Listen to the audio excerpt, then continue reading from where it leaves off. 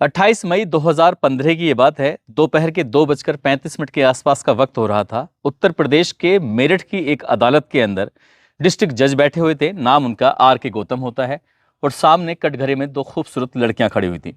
उन लड़कियों की तरफ देखा जाता है, साथ ही देखा ये भी जाता है क्योंकि अदालत खचाखच भरी हुई थी। प्रेस मीडिया की नजर बनी हुई थी। अदालत के बाहर भी लोग ये जानना चाहते थे कि आखिरकार जज साहब का फैसला क्या होगा। जज साहब ने जैसे ही लड़कियों को देखा और देखने के बाद कहा कि इन्हें उम्र कैद की सजा सुनाई जाती है। उम्र कैद की सजा सुनने के बाद वो लड़कियां एकदम शांत थी, खामोश थी, लेकिन अपनी तरफ से कुछ ऐसी बात नहीं थी। तभी एक लड़की ने दूसरी लड़की की तरफ को एक कोहनी सी मारी, उसे इशारा किया। वो इशारा करते हुए जब इशारा किया जाता है तब वो जज साहब की तरफ हाथ जोड़ के कहती है कि माय लॉर्ड, आपसे एक इल्तिजा है, आपसे एक रिक्वेस्ट है कि हमें एक ही जेल में रखा जाए, हमें एक ही बैरक में रखा जाए। इतनी बात सुनने के बाद जज साहब ने जो फैसला दे दिया था तो उसको दे दिया था। वो कोई टिप्पणी नहीं करते हैं। पुलिस उन्हें गिरफ्तार करती है और गिरफ्तार करने के बाद जेल भेज देती है। जो बात उन्होंने अदालत में जज साहब के सामने बोली थी वही बात जाके उन्होंने जेलर साहब के सामने बोली, लेकिन उनकी बात को किसी ने भी सुना नहीं, नजरअंदाज कर दिया जाता है। पहली रात थी और पहली ये रात बहुत दिनों के बाद ऐसी आती है जब ये दोनों लड़कियां एक दूसरे से अलग थीं। बस ये रात काटना भारी पड़ जाती है। अगला दिन निकलता है, इन दोनों लड़कियों ने हंगामा करना शुरू कर दिया। हंगामा इस कदर करना था, इस कदर किया था कि जेल प्रशासन भी इनके आगे नतमस्तक हो जाता है और आखिरकार इनकी मांगों को मान लिया जाता है। अब दोनों लड़कियां एक ही जेल के अंदर थीं और एक ही बैरक के अंदर थीं। वहां पर वो सोती साथ थीं, बात भी साथ साथ करती थीं, खाती भी साथ साथ थीं और इनके अंदर की जो चर्चाएं थीं वो चारों तरफ फैल जाती हैं। बाकी जो महिला कैदी होती हैं वो भी इनकी आवाज़ें सुन के रात को बड़ा अचरज सा, आश्चर्य सा फील करती थीं। आज की कहानी इन दो ऐसी सहेलियों की है जिन्होंने पूरे पश्चिमी उत्तर प्रदेश को हिलाकर रख दिया था। ये कहानी वाकई बहुत ज़्यादा उस दौर में चर्चाओं में रही थी। आदाब, नमस्कार, सत श्री अकाल। मैं उस्मान सैफी। आज की जो सच्ची घटना मैं आपको सुनाने जा रहा हूं, ये सच्ची घटना है उत्तर प्रदेश के जिला मेरठ का एक थाना लगता है मेडिकल, और मेडिकल थाना क्षेत्र का एक मोहल्ला लगता है। इसका नाम है प्रेम प्रयाग। प्रेम प्रयाग की ये बात है। संतोष नाम की एक महिला जिसकी उम्र लगभग 62 साल के आसपास होती है, उन्हीं की छोटी बहन जिसका नाम मंजू लता होता है। मंजू लता अपनी बड़ी बहन संतोष को बार बार फोन कर रही थी, लेकिन नंबर स्विच ऑफ आ रहा था। सुबह से ही वो ट्राई कर रही थी और तारीख थी 11 नवंबर 2008। लगभग सुबह के 6 बजे थे, फोन स्विच ऑफ था।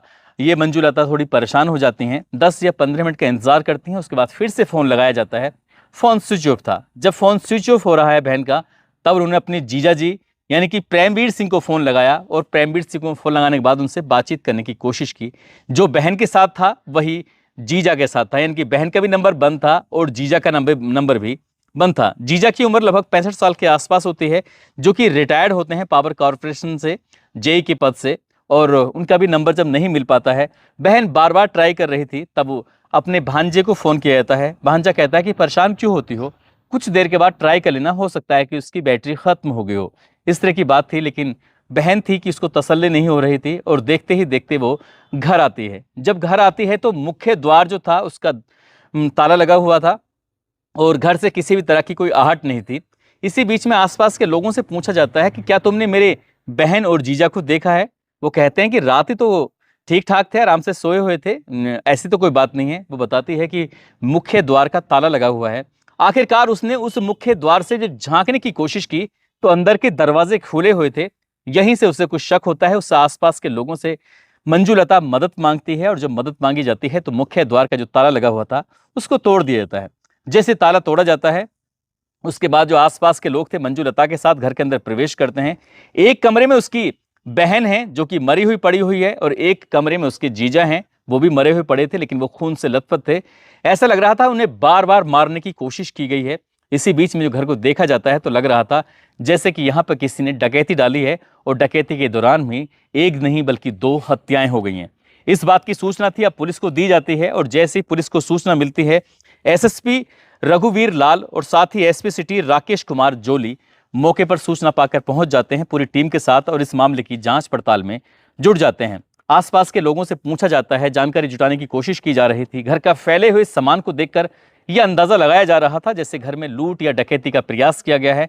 इसके बाद इस घटना को अंजाम दिया गया था। अब देखते ही देखते पूरे मेरठ के लोगों के पास ये खबर फैल जाती है। लोग समझ नहीं पा रहे थे कि आखिरकार माजरा है तो क्या है। इसके बाद एसपी सिटी की नजर पड़ती है घर में बंधे हुए कुत्ते पर। कुत्ते को देखते हैं, कुत्ता पूरी तरह से शांत था, कोई आवाज नहीं थी, कुछ नहीं था। उनका दिमाग यहीं से घूम जाता है। वो कहते हैं कि घर के अंदर कुत्ता है, डकैती पड़ी है, उसके बावजूद भी किसी तरह की कोई आहट नहीं, कोई किसी ने सुना नहीं। आसपास के लोगों से पूछते हैं कि क्या रात में कुत्ता भौंका था, क्योंकि कुत्ते को किसी भी तरह का कोई नुकसान नहीं पहुंचाया गया था, कोई चोट नहीं पहुंचाई गई थी और ना ही वो भौंकने की कोशिश कर रहा था। इसी बीच में पूछा जाता है कि इस घर में कौन कौन सदस्य रहते हैं। माँ, बाप, इनके अलावा उनके 2 बच्चे भी हैं। एक बेटी का नाम है जिसका प्रियंका सिंह है, एक बेटा है जिसका नाम गौरव सिंह है। गौरव सिंह भी यहाँ से बाहर रहता है और प्रियंका सिंह भी बाहर रहती है। लेकिन जैसे ही इन दोनों बालकों को ये घटना की सूचना दी जाती है तो बेटी के पास तक सूचना नहीं पहुंच पाती, लेकिन बेटे के पास अब सूचना पहुंचती है तो बेटे का आकर रो रो कर बुरा हाल हो जाता है अपने पिता और अपनी माँ की इस स्थितियों को और परिस्थितियों को देखने के बाद। आखिरकार बेटी का इंतजार किया जा रहा था। ये घटना 11 नवंबर को पता चलती है, 12 नवंबर, 13 नवंबर, इस तरह से लगातार एक के बाद एक दिन बीत रहे थे। तभी एसएसपी और एसपी सिटी ने एक फैसला लिया कि जो बेटी है प्रियंका सिंह, दरअसल उसके मोबाइल की सीडीआर निकलवाई जाए, उसके लोकेशन देखी जाए कि ये आखिरकार है तो कहाँ है, क्या इसके पास वाकई इसके माँ बाप के मरने की सूचना नहीं पहुंच रही है या फिर ये यहाँ पर आना नहीं चाहती है। पुलिस ने जब इस मामले की जांच पड़ताल करना शुरू किया, सीडीआर आती है, लोकेशन आती है, तो उसे ये पता चलता है कि जिस रात ये घटना हुई थी 10 नवंबर 2008 की रात, लड़की तो घर के आसपास ही इसी इलाके में उसी नेटवर्क के क्षेत्र में घूम रही थी और ये अभी भी मेरठ के अंदर ही है। मेरठ में एक इलाका लगता है टीपी नगर, टीपी नगर के इलाके में ही वो देखी जाती है। इसी बीच में पुलिस सक्रिय होती है और इस लड़की यानी कि प्रियंका सिंह को अपनी हिरासत में लेने के लिए, उससे पूछताछ करने के लिए, उसे पकड़ने के लिए पुलिस ने जाल बिछाना शुरू कर दिया। पुलिस को लगता है कि अगर हम वहां पहुंचेंगे तो जाहिर सी बात है वो लड़की देखकर भाग सकती है। इसी बीच में पुलिस ने भेष बदला और उन्होंने एक ठेले वाले यानी कि जो सब्जी वाला होता है, सब्जी वाले का रूप धारण करने के बाद उसी घर के ठीक सामने खड़े हो जाती हैं जहां पर वो लड़की थी प्रियंका सिंह। आखिरकार प्रियंका सिंह जैसे ही घर से बाहर निकलती है तभी प्रियंका सिंह को दबोच लिया जाता है और उसके बाद फिर उसे थाने लाया जाता है। ये तारीख थी 16 नवंबर 2008। उससे जब पूछताछ की जाती है तो वो एकदम खामोश थी, चुप थी, कुछ बोलने की स्थिति में नहीं थी। उसके साथ साथ उसकी एक सहेली होती है, उस सहेली को भी थाने में लाया जाता है। पूरी रात उस प्रियंका सिंह से बातचीत की जाने की कोशिश कर रहे थे, लेकिन प्रियंका सिंह के मुंह से एक भी आवाज नहीं निकल रही थी। इसी बीच में एसपी सिटी उस लड़की के पास जाते हैं, उसके सर पर हाथ रखते हुए कहते हैं, तुम तो बिल्कुल मेरी बेटी की तरह दिखाई देती हो, बिल्कुल मेरी बेटी की तरह लगती हो। जैसे ही ये बात एसपी सिटी ने कही, उस लड़की ने फपक फपक कर रोना शुरू कर दिया। और जब रोना शुरू किया है उसके बाद एक कहानी थी जो लोगों के सामने आती है, जो लोगों को आश्चर्य में डालती है। बल्कि यहाँ मेरठ ही नहीं बल्कि जहां जहां तक उस दौर में अखबार में ये खबर प्रकाशित होती है, हर कोई ये बात सुनकर हैरान था, परेशान था। दरअसल प्रियंका सिंह नाम की जो लड़की थी उस स्कूलिंग मेरठ के ही आसपास के स्कूलों में हुई थी। उसके बाद उसने साल 2002 में Indian school of fashion technology में ग्रेजुएशन किया था और ग्रेजुएशन करने के बाद उसने अपने माता से और पिता से ये इच्छा जाहिर की, मम्मी पापा मैं मॉडलिंग करना चाहती हूँ। परिवार ने कहा हमें कोई ऐतराज़ नहीं है, हमें कोई दिक्कत नहीं है, अगर तुम मॉडलिंग करना चाहती हो तो मॉडलिंग करो। मेरठ में ही एक ऐसा कंपटीशन हो रहा था और उस कंपटीशन में वो लड़की हिस्सा लेती है और साल 2005 में मिस मेरठ के खिताब से नवाजी जाती है। अखबारों में खबर प्रकाशित होती है, घर पे बधाइयाँ आती हैं, माँ और बाप बहुत ज़्यादा खुश हो जाते हैं। तभी इसी बीच में उसने अपने माँ और बाप से कहा कि मैं इंटीरियर डिजाइनिंग का कोर्स करना चाहती हूँ, इसके लिए मुझे साउथ दिल्ली में एडमिशन लेना है, अगर आपकी परमिशन हो तो मैं वहाँ चली जाऊँ। माँ बाप ने जैसी बात सुनी उन्होंने कहा हमें कोई दिक्कत नहीं, हमें कोई एतराज़ नहीं है, तुम जा सकती हो। वो बेटी साउथ दिल्ली में एक स्कूल लगता है पॉलिटेक्निक फॉर वुमेन, वहाँ पर जाकर एडमिशन लेती है। एडमिशन लेने के बाद माता पिता पूछ रहे थे बेटा तुम वहाँ कहाँ रहोगी? उसने कहा पापा अब ज़माना बहुत बदल चुका है, मैं वहाँ पर किसी भी ऐसी गेस्ट हाउस में या कहीं ऐसी जगह रह लूँगी जहाँ पर लड़कियों का हॉस्टल होता है, उस हॉस्टल में रह लूँगी। माँ बाप भी परमिशन दे देते हैं, अपनी बेटी कहाँ रुक रही है वो देखते भी हैं और घर में सब कुछ ठीक ठाक चल रहा था। जिस हॉस्टल में वो रहती है उस हॉस्टल में उसकी एक रूम पार्टनर बनती है और उस रूम पार्टनर का नाम होता है अंजू। अंजू जो कि उत्तर प्रदेश के जिला अमरोहा के थाना रजबपुर का गांव शहबाजपुर लगता है, वो वहां के रहने वाली होती है। दोनों एक दूसरे से शुरुआत में इतनी ज्यादा घुली मिले नहीं थे, लेकिन एक दिन की बात यह है कि प्रियंका सिंह अपने कमरे पर नहीं आ पाती है, थोड़ा देर हो जाती है। इसी बात को देखते हुए अंजू को बहुत ज़्यादा तकलीफ होती है, परेशान होती है, बार बार फ़ोन करने की कोशिश कर रही है तो अंजू का फ़ोन ना रिसीव हो रहा था और ना ही प्रियंका सिंह उससे बातचीत करना चाह रही थी। और जैसी रात 8 या 8:30 या 9 बजे के आसपास का वक्त हो रहा था, प्रियंका सिंह जैसे कमरे में आती है अंजू उस पर भड़क जाती है गुस्सा करती है, कहती है कि जब से तुम यहाँ नहीं आई हो, तुमसे बातचीत नहीं हो रही थी, मेरी जान निकल रही थी, तुम आखिरकार कहाँ चली गई थी। इस तरह की बात जब करने लगती है तो ये प्रियंका सिंह को ये बात बहुत ज्यादा अच्छी लग रही थी। ऐसा लग रहा था कि कोई अपना है जो इतने अपनेपन से बातचीत कर रहा है। कुछ दिन बीत जाते हैं और जो अंजू होती है वो बीमार हो जाती है। अंजू इतना बीमार होती है कि खाट से उठ पाना भी उसके लिए थोड़ा दिक्कत हो रही थी।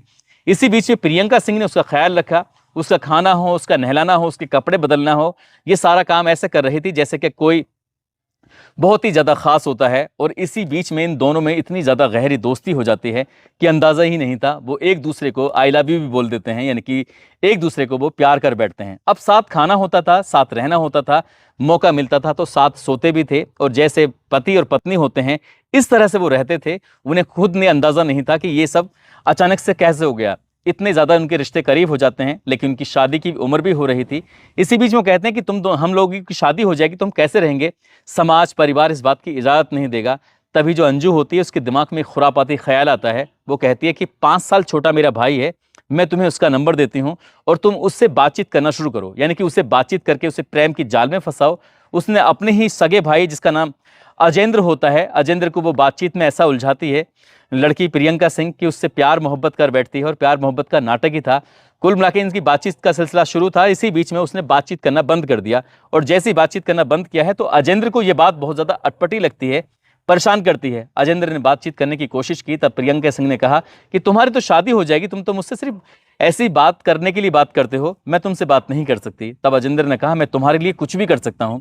बात अगर कुछ भी करने की थी तो उसने कहा कि तुम मुझसे शादी कर लो, यानी कि कोर्ट मैरिज कर लो। बस इतना कहना था कि अजेंद्र ने उससे कोर्ट मैरिज कर ली। और कोर्ट मैरिज का मतलब यही था कि अजेंद्र घर से बाहर रहता था, ये दोनों लड़कियां आराम से अमरोहा रह सकती हैं। और यही इन्होंने सोचा था और यही सोचकर उन्होंने शादी की थी। और ऐसे ही जब चल रहा था, कर रहे थे, इस रिश्ते को लेकर जो ये अंजू होती है, ना तो उसके परिवार वाले खुश थे और ना ही प्रियंका सिंह के परिवार वाले खुश थे।